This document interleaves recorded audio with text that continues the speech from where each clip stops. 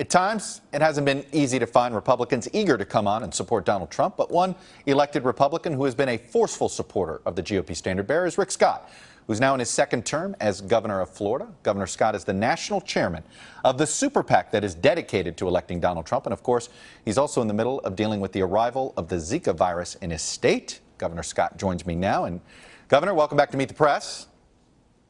Good morning, Chuck. We have a new ad coming out, so it's going to be exciting. I hear you. And before I get to politics, I want to do a quick update from you on Zika. The CDC issued a travel warning to this neighborhood that's basically right next door to downtown Miami, the Wynwood neighborhood. Is it safe now to go into the Wynwood neighborhood? Absolutely. We were there. I was there on Thursday. I talked to local businesses. I had breakfast at Zach the Baker. We are doing a very good job of working to get rid of the mosquitoes. Our Department of Health at the state and local level are doing a very good job. We have 16 cases. We've been able to reduce the area that we had a concern about by 10 blocks on Friday. So we're working hard. We're making sure everybody pregnant has the opportunity to get an assessment and a test if they want it. And we're keeping everybody informed. So what we're doing is working. You know, you said earlier this week that the federal government failed the state when it came to Zika.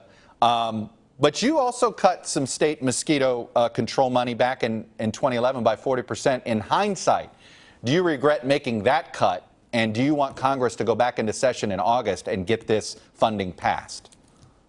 Sure. What we've done is allocate the dollars better. We reduced some funding in one area, but we dramatically increased the funding over the last 5 years or last 6 years I've been in office. We have very good mosquito boards. I've allocated $26.2 million for the state funding. The feds need to become a partner.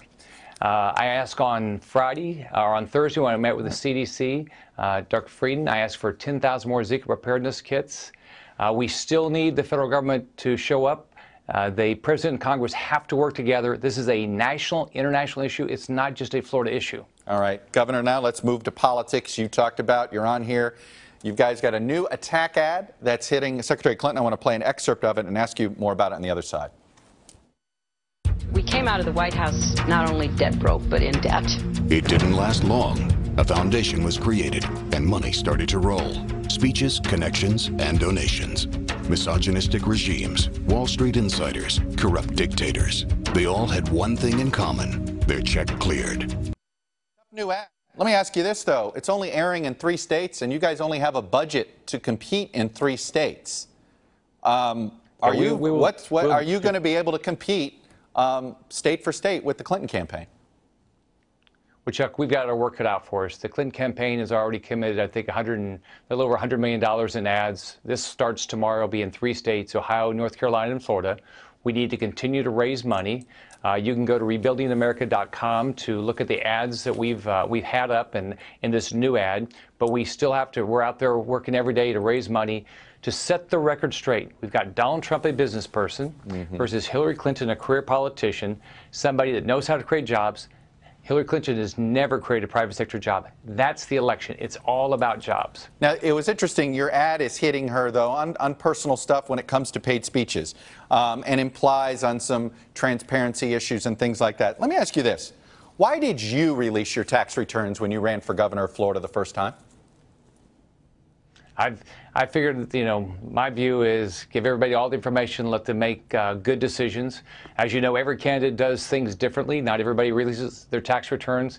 I release tax returns. I release my balance sheet. Right. I've been blessed, Chuck. I started in public housing, going to school, and I had the opportunity to build businesses. I understand that you did that. So would your advice to Donald Trump to be more transparent, especially if you want to make a tax on Hillary Clinton stick? Don't you want the high ground here?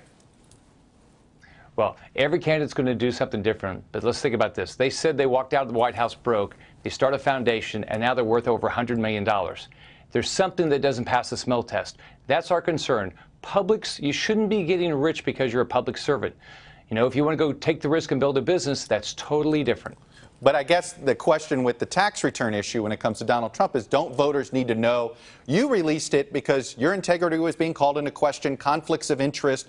There were legitimate reasons, attacks being made against you. You said, I'm putting out my tax return so everybody can see if there's a conflict of interest or not. You did a blind trust. That's what voters are wondering about Donald Trump.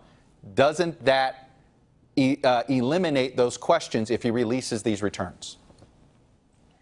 Chuck, I can tell you in my case, I released my tax returns. I released basically a list of assets that I had. I want to make sure no one knows I have a conflict. I don't take income. I don't take a salary. I pay my own way to fly around the state. That's what I do. Every candidate's differently in what they're going to do. But Chuck, this election is about jobs. Donald Trump knows how to create jobs. Hillary Clinton, a career politician, has never created a job. She had a chance to destroy ISIS. She failed. Donald Trump has said he will focus on destroying ISIS. That's why I support Donald Trump. I want jobs. I want somebody to defend this country. If you were running for president, you would be releasing more information, though?